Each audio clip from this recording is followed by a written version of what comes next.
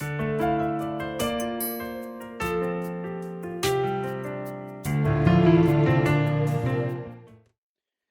queridos, hoje nós vamos meditar um tempo aqui nas Escrituras. E antes eu queria fazer uma breve introdução. Nós somos uma congregação que tem ouvido bastante a respeito da volta do Senhor. E isso sempre tem nos deixado, um ou outro, ou todos nós, com aquela pulguinha atrás da orelha.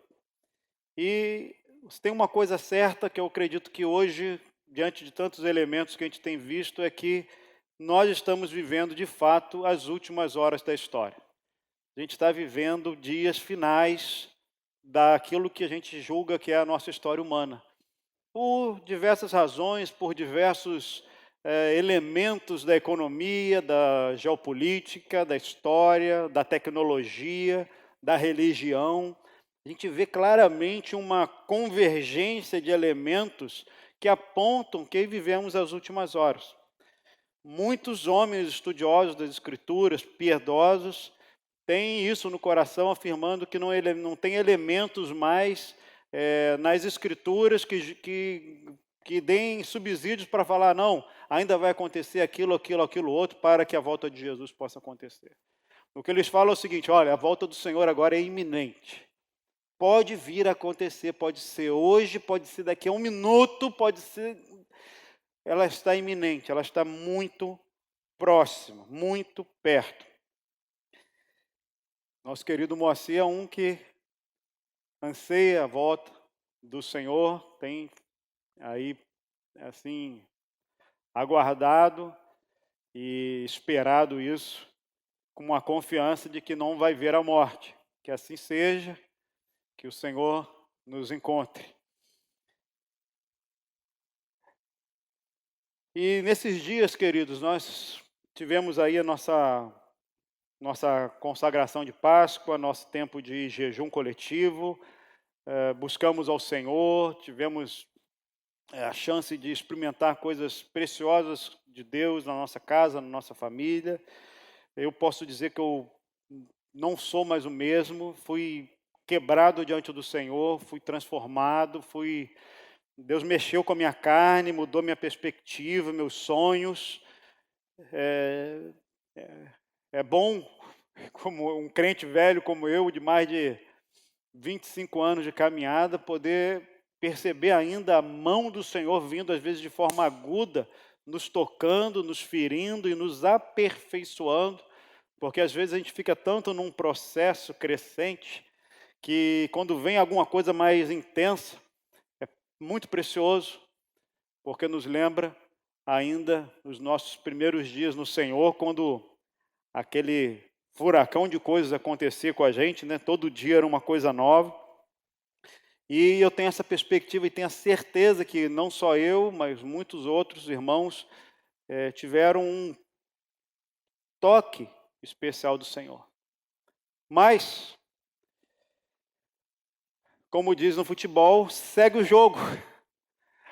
A vida cristã, ela não é um tiro curto de 40 dias que você se consagra, ou uma corrida de 100 metros, 400, 800, 1.500 metros, que você sai num pique, numa energia máxima, mas é uma vida de dia após dia.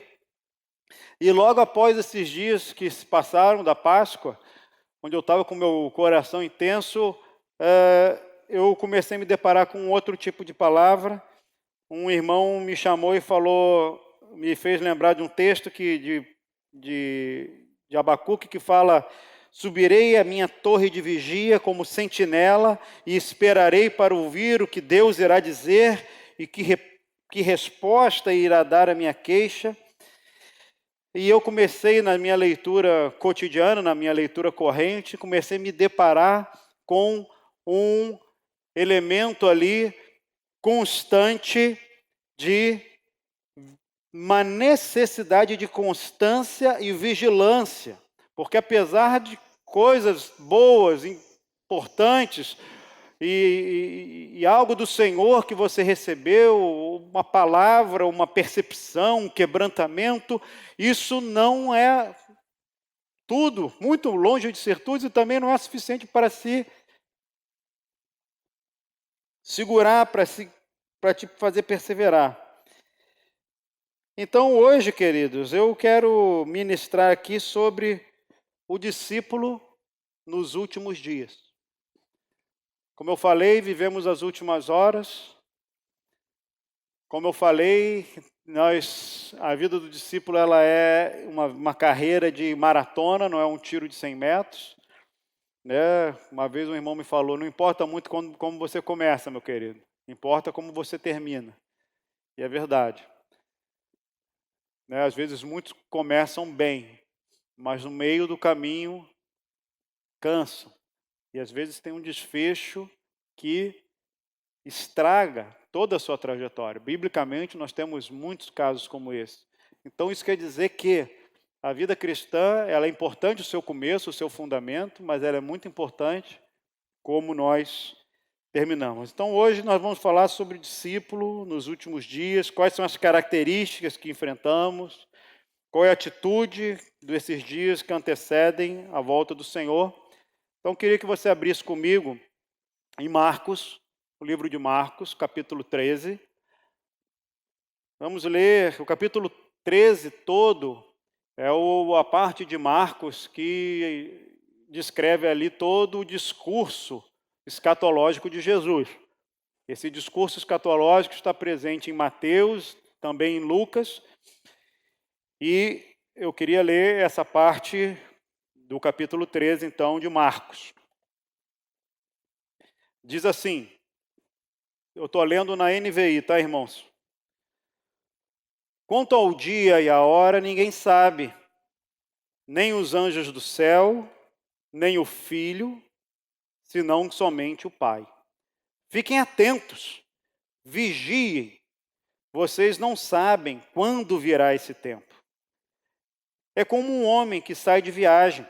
Ele deixa sua casa, encarrega de tarefas cada um dos seus servos e ordena ao porteiro que vigie. Portanto, vigiem, porque vocês não sabem quando o dono da casa voltará. Se à tarde, à meia-noite, ao cantar do galo ou ao amanhecer. Se ele vier de repente, que não os encontre dormindo. O que lhes digo a todos, vigiem. Na minha leitura, caí sobre esse capítulo 13, e esse texto me trouxe ao meu coração essa palavra, vigiem, vigiem. Queridos, essa palavra vigia, vigiem, às vezes a grafia em português ela pode estar de diferentes formas, ela aparece 27 vezes no Novo Testamento. 23 vezes é uma palavra só no grego e as outras duas, uma outra palavra. Então tem duas palavras para definir essa expressão, vigia. E fiquei surpreso com a palavra, porque é uma palavra conhecida nossa. A palavra vigia no grego é Gregório. O nome, Gregório.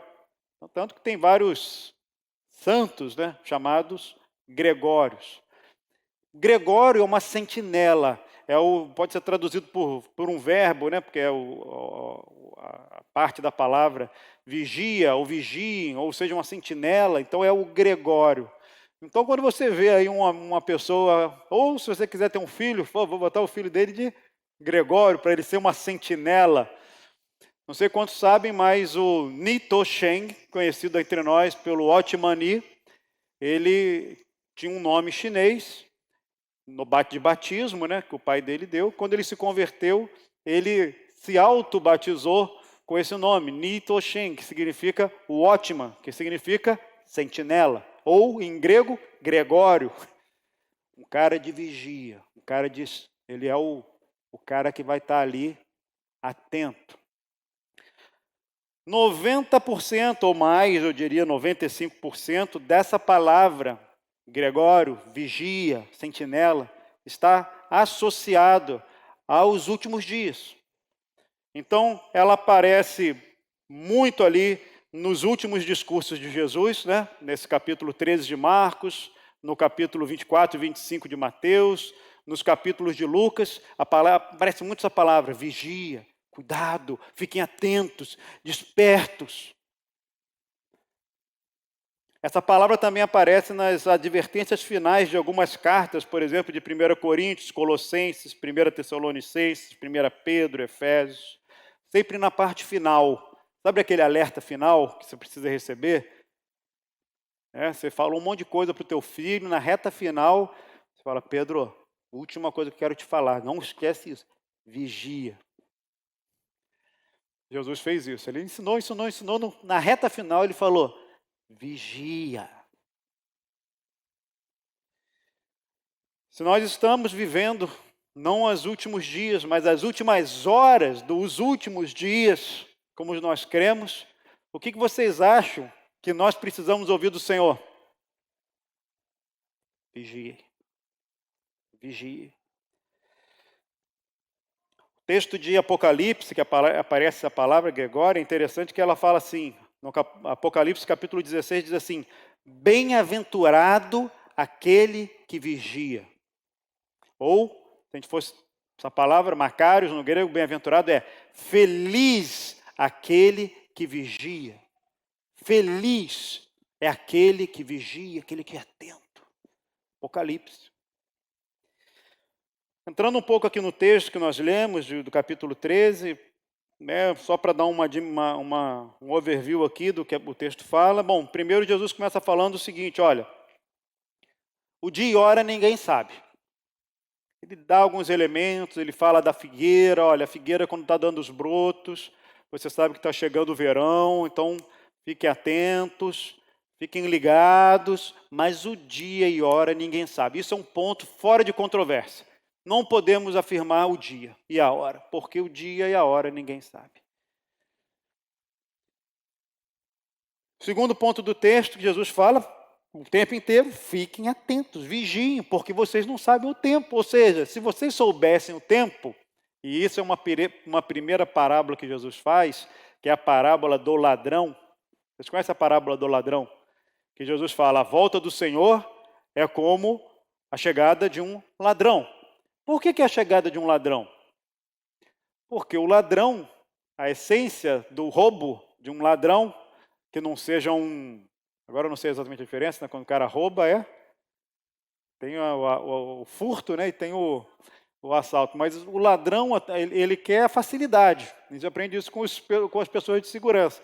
O ladrão, ele vai em busca ele vai olhar tudo e falar assim, bom, eu vou onde é mais fácil. Por quê? Ele não quer o confronto, ele quer a facilidade. Então ele vai no momento que ninguém espera, no momento escuro da noite, onde ele vai e rouba.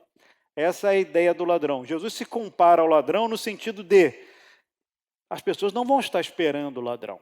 Ele vai esperar, o ladrão vai no momento propício. Então a volta do Senhor vai ser num momento inesperado. Por isso que ele insiste tanto na necessidade de vigilância. Terceiro ponto desse texto é que, como eu falei, existem duas parábolas a respeito da volta do Senhor. Eu não tinha me atentado a isso. Confesso que não. A primeira é essa história do ladrão. Jesus vem como um ladrão. Mas tem uma segunda parábola que diz o texto. É que ele fala assim, olha, esse final dos tempos é como um homem que sai da sua propriedade.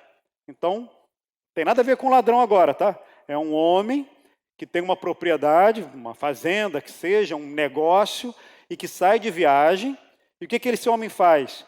Ele coloca servos para cuidar desse negócio. Então chega assim e fala assim, Pedrinho, vem cá, Pedro, vem cá. Você vai cuidar a partir de agora do meu negócio.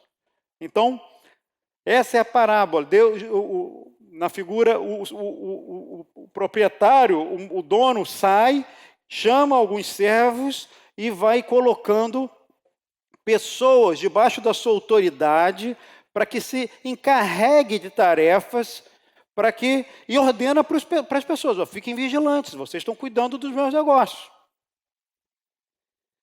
E aí eles falam, vigia. O texto de Mateus é muito interessante nessa abordagem que diz assim, Mateus 24. Mas suponham que esse servo seja mau e diga a si mesmo, meu senhor se demora. E então comece a bater em seus conservos, e a comer e a beber com os beberrões, ao afirmar da parábola que o Senhor demora em voltar, assim, e a comer e a beber com os beberrões. Então, ou seja, é uma parábola de que, aqui a figura é que Jesus é o dono da propriedade, ele sai, estabelece então pessoas para que fiquem ali, cuidando da sua propriedade, e fala, um dia eu vou voltar. Então já não é mais o ladrão. Então eu confesso que eu me perdi às vezes nessa história. Jesus vem como ladrão? Não, agora é o próprio Senhor que vai voltar. E que vai voltar e pode encontrar os seus trabalhadores ali em um determinado contexto. E aqui no versículo 36, fala assim, se ele vier de repente, que não os encontre dormindo. Então, o que eu digo a você, eu digo a todos, vigie. Queridos, então esse capítulo 13, ele é de uma interpretação relativamente simples. É assim, eu fui e um dia vou voltar. Se preparem, porque eu estou voltando. Queria então destacar aqui, irmãos, alguns elementos para que nessa manhã você e eu, a gente possa meditar no Senhor.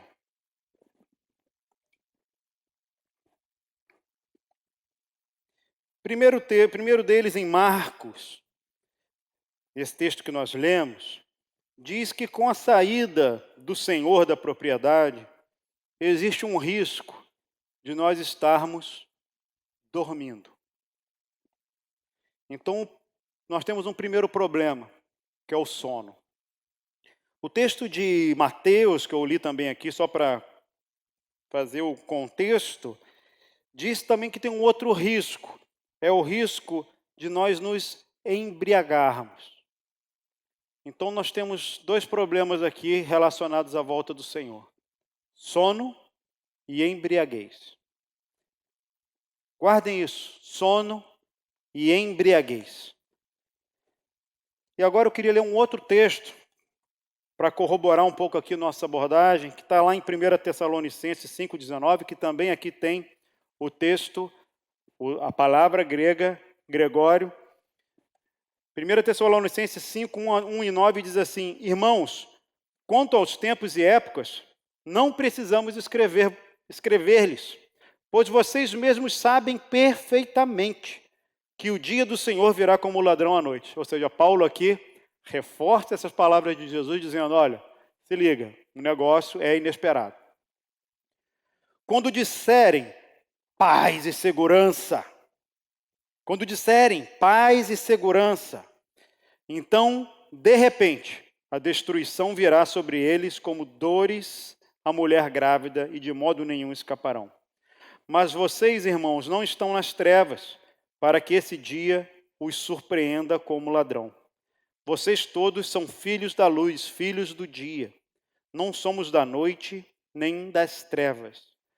Portanto, não durmamos como os demais, mas estejamos atentos e sejamos sóbrios. Pois os que dormem, dormem de noite, e os que se embriagam, embriagam-se de noite.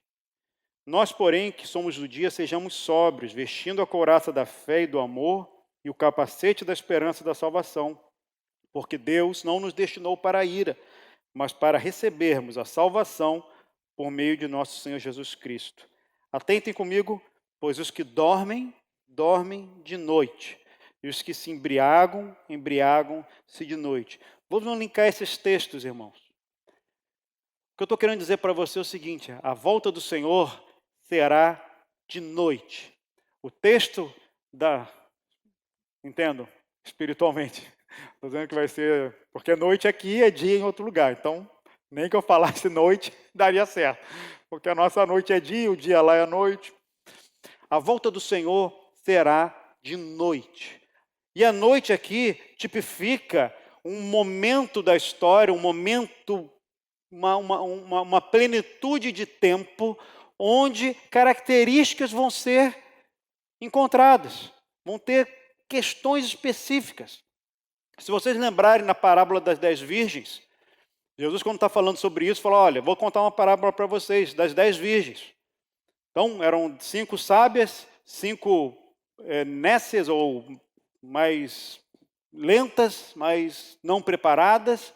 E o que acontece? O noivo se atrasa. Era o que era? Noite. Era noite. E o que aconteceu com aquelas noivas que esperavam o noivo? Todas elas adormeceram. Então, o que eu estou querendo abordar é que existe um ambiente que é um ambiente de trevas, de noite, e que nesse ambiente existe um risco de nós, discípulos de Jesus, que vivemos este tempo que se chama hoje, dormirmos e nos embriagarmos. Agora eu queria falar então um pouco sobre o que é esse tempo de trevas, o que é trevas, o que seria então essa noite. Eu queria trazer alguns elementos rápidos que me ocorreram quando eu meditava sobre isso. Bom, a noite é escuro, primeira coisa. A noite ela é velada, ela é escondida. Na noite há isolamento, eu estou falando de características, né? Quando nós andamos em trevas, o que é andar num período de treva? É você andar num ambiente onde poucas pessoas te veem. Você está escuro. A gente vive numa realidade hoje de muita luz, né? Tem luz na tela, tem luz elétrica. Imagina o que era uma cidade quando não tinha nem iluminação de óleo de baleia, eram lamparinas, ou seja, quando acabava a luz do dia, era breu. Eu fui numa cidade no deserto do Atacama, onde tem muito pouca luz. E eles fazem questão de não acender as luzes das cidades. Aí quando você anda pela rua, você só vai com... Todo mundo lá anda com uma lanterninha para poder não cair nos buracos. E você vive à luz das estrelas. E nem que você imaginava que tinha tanta estrela assim. A gente percebe o quanto que a gente está acostumado com luz quando você apaga tudo. Andar em trevas é um lugar onde as pessoas não te enxergam, onde você pode viver de forma velada, escondida. Uma característica de quando andamos em trevas é que quando nós encontramos com pessoas na noite, e aí, por favor, queridos, entendam a parábola, né? Não é noite física, é um ambiente de trevas espirituais. Quando nós andamos em trevas, nós fugimos da luz. Porque a luz, ela incomoda, a luz nos ofusca. Quando nós estamos andando no escuro, qualquer luz nos atrapalha. Então, o ambiente de trevas, nós geralmente encontramos pessoas que já não censuram também o nosso próprio comportamento. Nós andamos em trevas. Então, quando encontramos as pessoas que estão em trevas, não há confronto. As pessoas então são amigas, coniventes. Um ambiente de trevas espirituais, é um ambiente propício para confissões veladas. O que é uma confissão velada? É assim, você, por alguma razão, errou em alguma coisa que você acha que é sério, percebe que é sério, e você sabe que precisa contar, precisa abrir aquele assunto. Mas quando você está em trevas, quem você procura para confessar? Você procura alguém que não vai te confrontar. Você procura aquela pessoa que provavelmente vive o mesmo pecado que o teu. E a hora que você conta, você não tem luz, você só tem cobertura. E você continua em trevas. E aí, às vezes, a gente brinca, né? Você está confessando ou está contando? Eu já me deparei com situações onde as pessoas confessavam os pecados e depois, quando eram descobertos, mas eu contei. Você confessou para quem? Para fulano. E qual foi a consequência? Não. Ou seja, quando nós andamos em trevas, nós fugimos de luz. E quando trazemos nossos erros, nós não queremos também problema. E nós cumprimos, às vezes, os protocolos, mas só para ficar tudo no mesmo, tudo dominado, tudo tranquilo. O ambiente de treva é um ambiente propício para o pecado. Quando nós andamos em trevas, estou falando de discípulos, tá, irmão? Estou falando de mundo, não. Quando um discípulo está andando em treva, ele pode não planejar o pecado, mas ele planeja andar em trevas. O que é isso? Ele planeja estar em lugares, em situações, com pessoas em que provavelmente ele vai cair. Ele não planeja cair, mas ele planeja andar na beira do precipício, porque ele sabe que ali tem uma grande possibilidade dele pecar. E ele entra já numa mentira, onde ele vai confiando que ele não vai fazer nada errado. Mas no fundo, ele sabe que se ele andar por aquele caminho, ele vai derrapar. Mas ele está em trevas. Então ele procura aquele ambiente. Tem uma figura interessante do Eutico, que é aquele jovem que ficou na janela ouvindo a pregação de Paulo e que acabou dormindo e caiu. E um irmão uma vez comentou, quando você está em cima do muro, e quando você cai, geralmente você cai para fora. Então cuidado para onde você está. Nas trevas, a gente... Estou falando de discípulos, tá, irmãos? Porque o mundo é mundo. O mundo, a treva para ele é luz. A treva é para onde ele vive. É um ambiente de vida dupla, onde eu consigo ter uma vida que eu transpareço aqui num ambiente, mas eu tenho uma outra vida que eu tenho no submundo, escondido, onde poucas pessoas conhecem. As redes sociais hoje, então, potencializaram isso ao máximo, onde você pode realmente ver, acessar, buscar, ser outras pessoas. Eu, durante muito tempo, acho que até hoje eu compartilho o Instagram da minha filha, Rebeca. Porque ela não tinha celular, então ela ficava no meu, infelizmente. E até hoje meu Instagram sumiu, só fico dela no meu celular. E ela às vezes fica reclamando que eu curto alguma coisa no nome dela. Eu não consegui, perdi minha senha, estou lá na luta lá com o meu Instagram. E aí eu vejo lá, às vezes, as amigas dela, tem algumas amigas que tem uma siglazinha, acho que não sei se é PVD, PVT, alguma coisa lá, tem uma siglinha. Aí eu falo que eu falei para a Rebeca, o que é essa aqui? Essas pessoas têm algum nome? Ela falou, não, pai, essa aí é um perfil dessas minhas amigas que ela tem para algumas pessoas. Eu falei, caramba, como assim? Porque às vezes não quer botar algumas coisas. Eu reparei assim, eu tenho uma funcionária que também, ela vai bloqueando as pessoas. Não, isso aqui, o pessoal de trabalho não pode ver isso aqui não. Então ela vai bloqueando perfis. Nós vamos compartimentalizando a nossa vida porque tem coisas que a gente não quer mostrar. Eu mostro para alguns. Então eu vou sendo uma pessoa aqui, eu vou sendo uma pessoa ali. Eu já vi pessoas que já nem sabem mais quem são. Porque de tantos perfis, de tantos jeitos, elas já estão em caminhos de trevas. O andar nas trevas faz isso. Então, uma outra característica das trevas, quando andamos em trevas, o discípulo, é que ele já não tem mais revelação espiritual. A palavra de Deus, ela fica um livro esquisito, porque já não tem mais novidade naquele livro.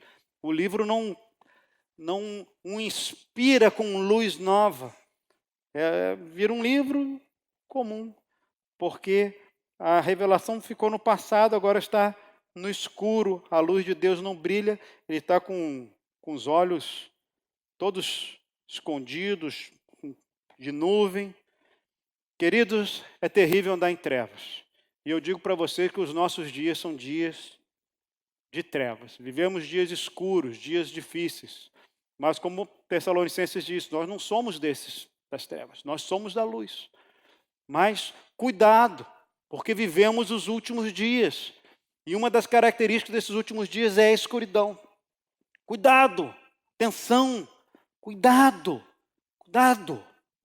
Jesus falou isso há 2000 anos atrás, quanto mais hoje. Cuidado, atenção com as trevas.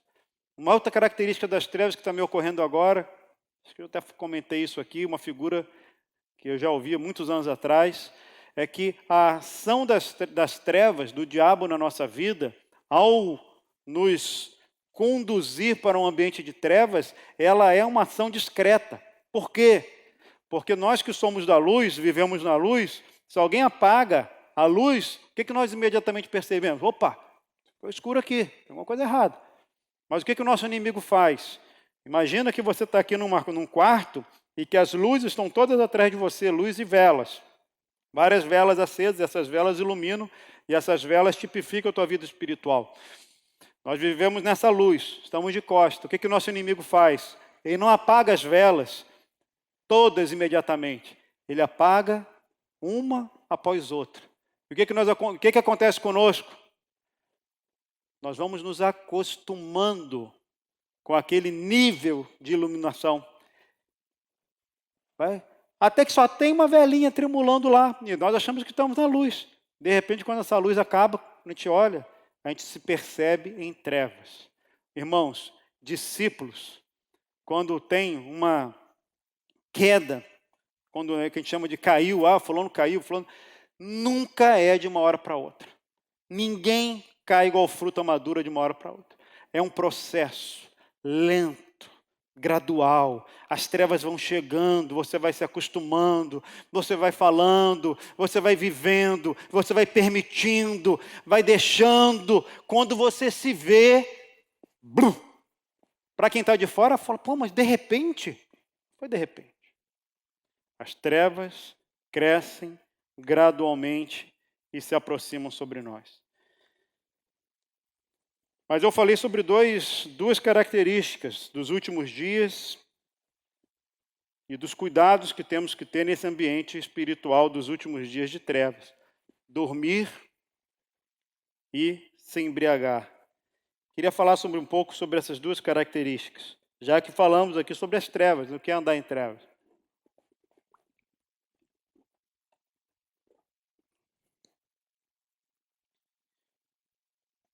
Um outro texto para nos ajudar, Romanos 13, 11, diz assim: façam isso compreendendo o tempo em que vivemos. Chegou a hora de vocês despertarem do sono, porque agora a vossa salvação está mais próxima do que quando cremos, ou seja, já passou mais tempo. A noite está quase acabando, o dia logo vem.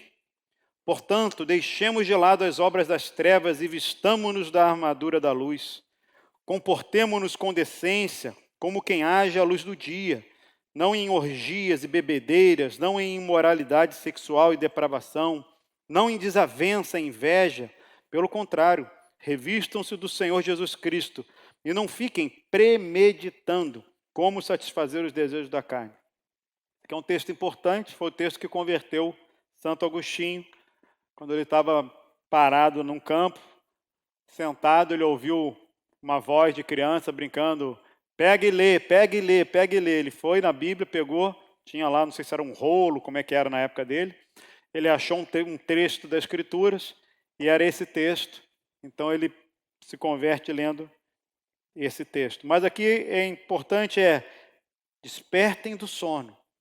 Não fiquem premeditando. Então, existe aqui, queridos, uma grande chance de sonolência espiritual. Por isso a importância do Gregório. Vigia, vigia. Por quê? Porque estamos em trevas, momentos de escuros. Mas vigia porque podemos dormir, porque podemos nos embriagar. O que é sonolência? O que é o sono espiritual? Em primeiro lugar, quando nós estamos em sono espiritual, nós estamos inativos para a nossa função. O que é você estar sonolento espiritual, dormindo? Você não está, você está deitado, está dormindo, você não está exercendo aquilo para o qual você foi chamado, você está inerte. Você está descuidado. Quando estamos sonolentos, estamos descuidados.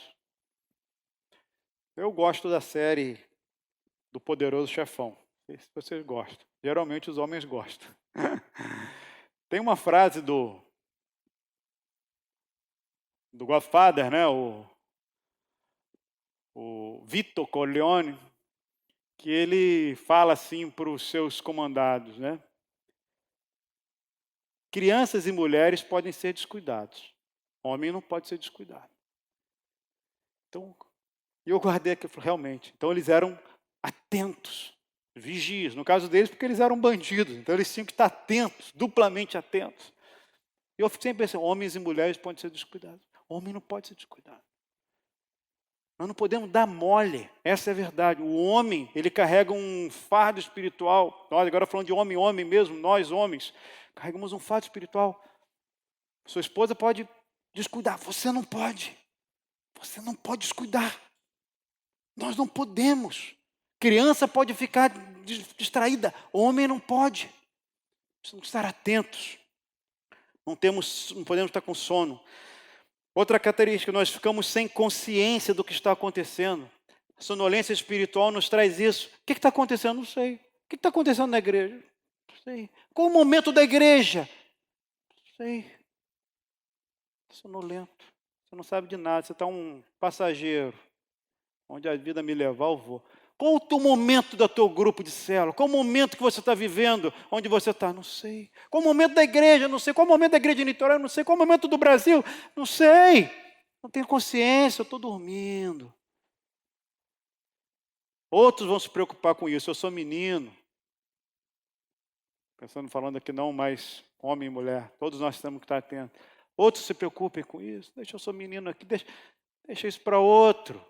Outros vão se preocupar, eu não quero me preocupar com isso. Queridos, vigie. Você pode estar em sono espiritual, dormindo. Outra característica, perde tempo.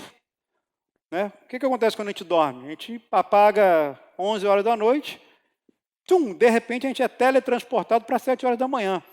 Naquele lapso ali só teve sonho, você não produziu nada. O tempo foi. O sono espiritual tem essa característica. A gente, quando acorda, a gente olha, caramba, quanto tempo passou. E quantos discípulos eu vejo. Caramba, já estou com tantos anos. Poxa, passou tanto tempo. Olha só, esses dias Isabela, minha filha, falou, nossa pai, até eu estou me sentindo mais velho agora com 18 anos. O tempo passa, filho. Imagina o seu pai, sendo pai de uma menina de 18 anos. O tempo passa. A Laí agora está com cabelo branco. Já era, Laí. Eu conheci a Laí jogando bola, ponta direita ali, correndo, destruindo alambrado. Não, agora esse homem não faz mais isso. O tempo foi. Passou a bola agora para Gabriel, né? Flavinho. O tempo passa rápido. Qual é a nossa expressão? Será que estamos dormindo?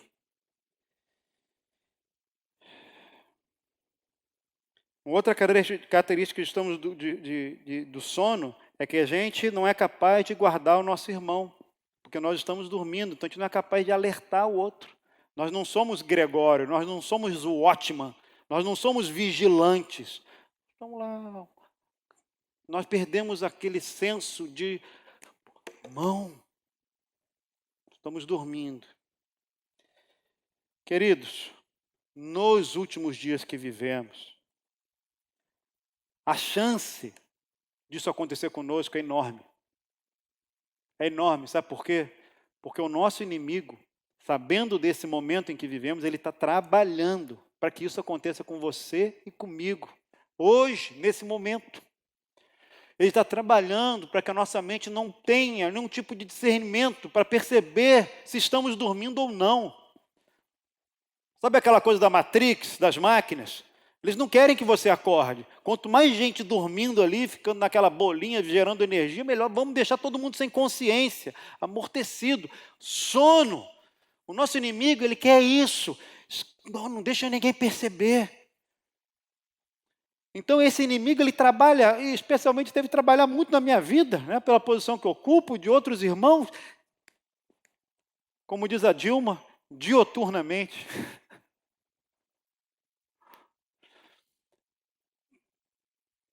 E também noturnamente, foi o que ela falou.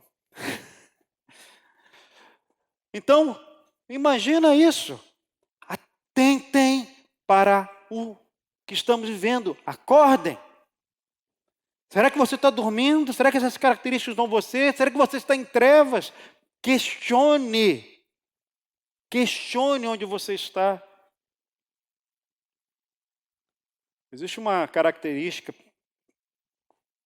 sei se vocês conhecem isso, né? Que é sobre o viés de confirmação. Já reparou uma coisa? Você não tem carro, aí de repente você começa a gostar de um carro. Achei bonita essa tal da Fiat Toro, vou comprar essa Fiat Toro. Aí quando você pensa em comprar a Fiat Toro, o que vai acontecer? Vai aparecer um monte de Fiat Toro. Você fala assim, meu Deus, todo mundo resolveu comprar a Fiat Toro, não é possível. Foi só eu pensar em comprar a Fiat Toro, a Fiat Toro, a Fiat Toro. O nome disso é viés de confirmação. A nossa mente, ela atenta muito mais para aquilo que é importante para nós. Ou nós acabamos sendo convencidos de coisas que nós já acreditamos. Então, as pessoas, por exemplo, que tendem a crer que existe uma forças que conduzem e tal, a pessoa liga para ela, gente, eu estava pensando em você agora e você me ligou. Caramba, meu Deus, foi alguma coisa. Mas peraí, e tantas outras vezes que isso aconteceu que não teve nada.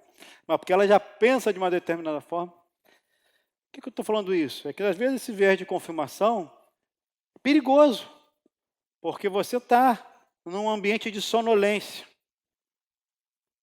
com uma determinado modus operandi. O que você percebe? Você não consegue pensar de outro jeito. Você não consegue pensar de outro jeito. Quando chega alguém pensando de outra forma, fala assim, isso aí, alguma coisa não está batendo não. Porque o que vale é o seu jeito dominado. Cuidado. Acordem. Cuidado. Cuidado com o sono. As 10 virgens eram igreja. Tanto as nécias como as sábias. Tudo era igreja. E todas elas dormiram, porque o noivo atrasou. Eu digo para você, o noivo está atrasando. O noivo é muito bonito, gente, está se arrumando. Ele está atrasando. A gente já não queria estar aqui isso resolvido, com a nossa vida já, vamos o reino glorioso do Senhor. Está demorando, mas Ele está vindo. O rei está chegando, mas Ele está demorando um pouquinho. Pode ser que você esteja com sono, caindo aí pelas tabelas, ó, batendo cabeça. Cuidado. Outra característica que pode acontecer com a gente, por causa desse noivo maravilhoso que atrasa, embriaguez. Mas eu não bebo não, só bebo Coca-Cola. Não estou falando aqui necessariamente de drogas, de bebida. Ainda que também sirva. Mas o que eu estou falando é de uma característica de um tempo que pelo atraso nós baixamos a guarda. A embriaguez espiritual ela tem a ver com distração. E a nossa sociedade é a sociedade mais distraída que já existiu. Porque nunca existiu tantos elementos que nos fazem olhar para outras coisas. Meus amigos, eu estava lendo isso aqui, eu abri a minha Bíblia. A minha Bíblia, ela já tem o original grego no meu celular. Mas ali no meu celular, eu já clico, já vai para uma página. A chance de eu pegar aquilo lá e distrair, imagina como que era no passado. Era um livro aqui, um livro ali, se é que tinha livro.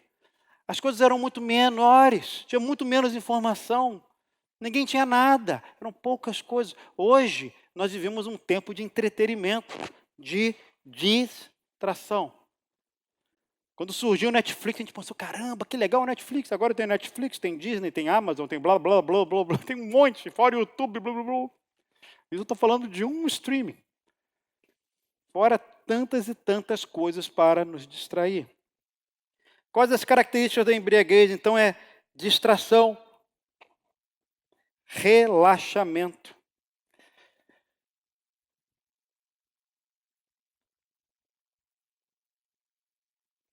Alegria superficial.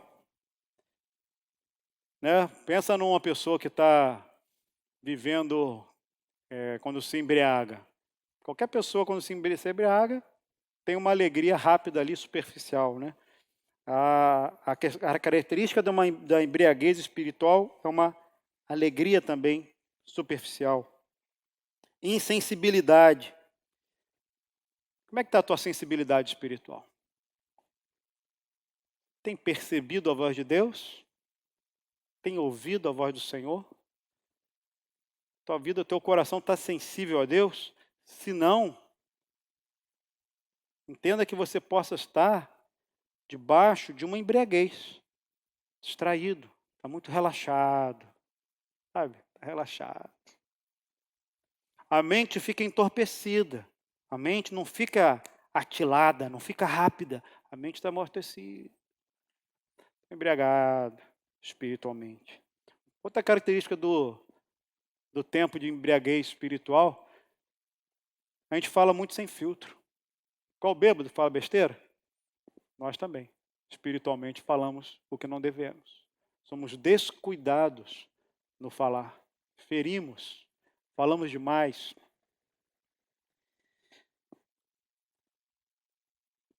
Amigo de bar, ele encontra ali, só conta vitória, só fala do Flamengo. O Flamengo ganhou, o Flamengo perdeu, o Vasco está na segundona. E aí o trabalho... A gente fala, amigo de bar, é superficial. O característica da embriaguez espiritual, desse entorpecimento mental, é que os seus relacionamentos são também superficiais. Não tem amizades profundas, com edificação.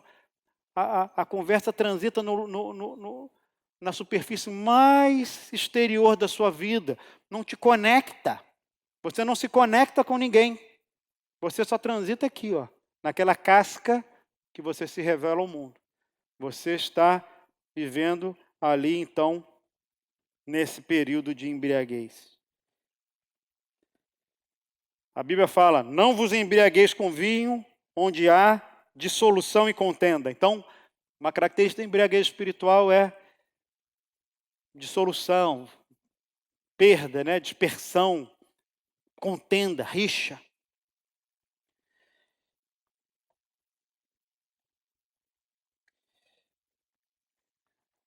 Eu que jogo tênis, né? Tem uma característica do tênis.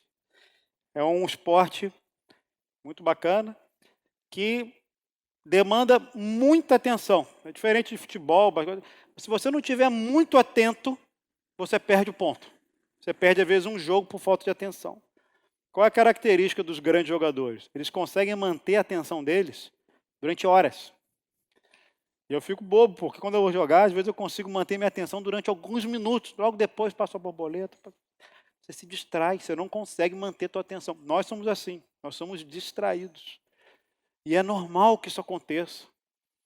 Por isso que Jesus falou, vigiem, porque está chegando um tempo que está atrasando o noivo, e vocês podem cair nesse estado de sonolência, nesse estado de embriaguez espiritual, onde vocês vão relaxar. Uma outra coisa que eu percebi também, desse tempo, sobre a noite. O que acontece? Nós trabalhamos de dia, gastamos nossa energia. De noite, o que a gente quer? A gente quer relaxar. A gente merece. A gente baixa a guarda. A gente baixa a guarda de noite. Vocês entendem isso? Espiritualmente, nós baixamos a nossa guarda em algum momento. O que Jesus falou é o seguinte, agora falando espiritualmente, mulheres e crianças podem ser distraídos. Os filhos maduros do Senhor não podem ser distraídos. Filhos maduros do Senhor são responsáveis, são atentos.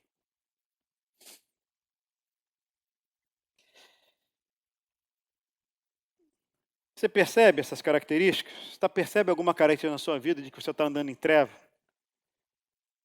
De que você não quer pecar, mas que você se permite andar, viver, falar, conviver, transitar na linha fina do pecado, entre o pecado e a justiça.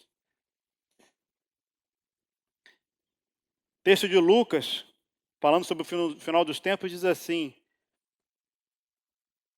tenham cuidado para que os seus corações não fiquem carregados de libertinagem, bebedeira e ansiedades da vida. E aquele dia venha sobre vocês inesperadamente. Que dia? A volta do Senhor. Porque ele virá sobre todos os que vivem na face de toda a terra. Estejam sempre atentos e orem para que vocês possam escapar de tudo que está para acontecer e estar em pé diante do Filho do Homem. Queridos, esses últimos dias, cuidado para que os nossos corações não fiquem carregados de libertinagem. Podemos trazer isso para a nossa vida do ponto de vista prático. Sim, ter uma vida de pecado, de prostituição, sim.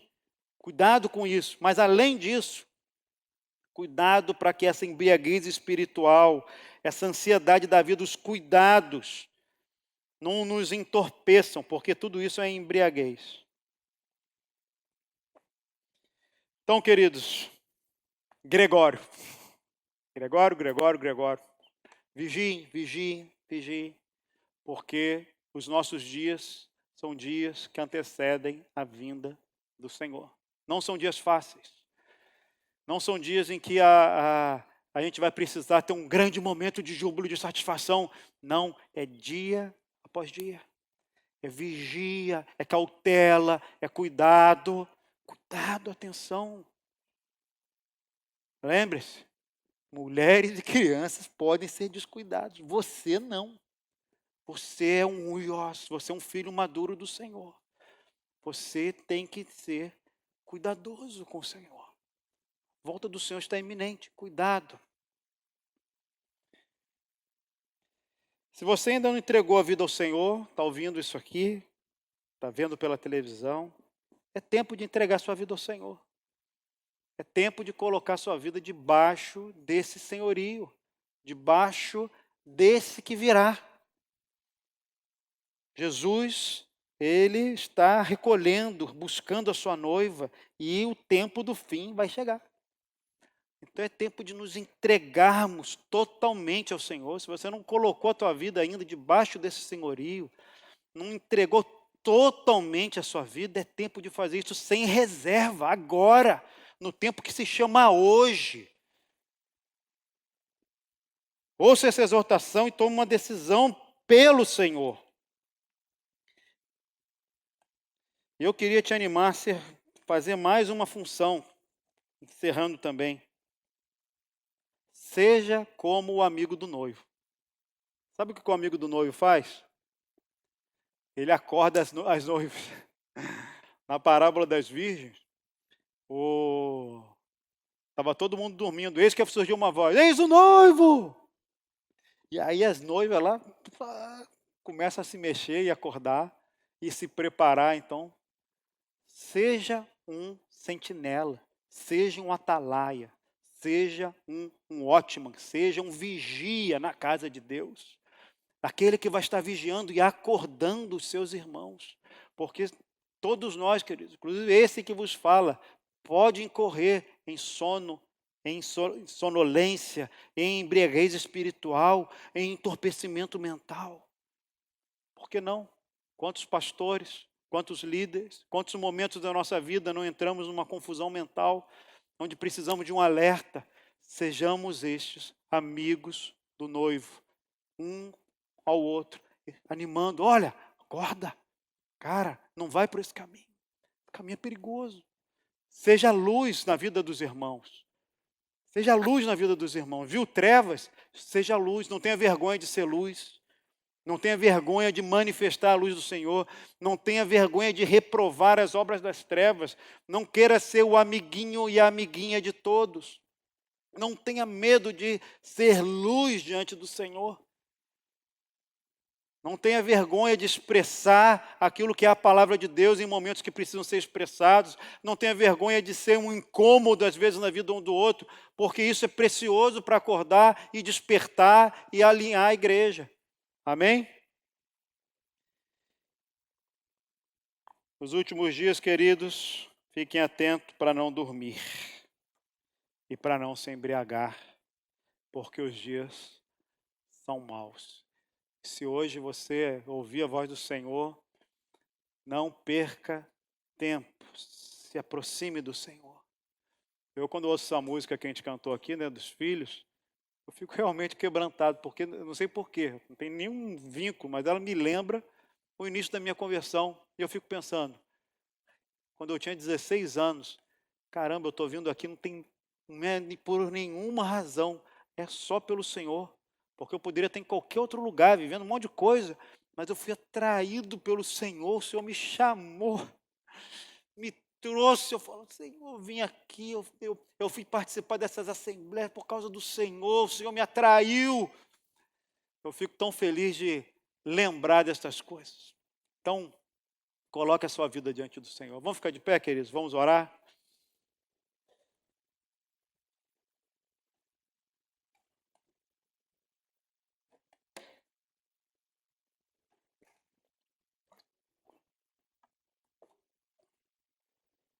Senhor, louvado seja o teu nome. Nós bendizemos o teu nome. Te agradecemos pela tua palavra, pela tua exortação. E com temor e tremor nos achegamos a ti, Senhor. Porque reconhecemos que o tempo é agora. O tempo do fim se aproxima. O Senhor vem chegando. E nós queremos, como o Senhor mesmo falou, ser aquele servo que está desperto, está esperando o seu Senhor com tudo pronto. Livra-nos, Senhor, dessa sonolência que nos oprime. Livra a tua igreja do sono, das trevas, Senhor, dessas características de trevas. Envia a tua luz e a tua verdade para que nos guie e nos leve ao teu santo monte.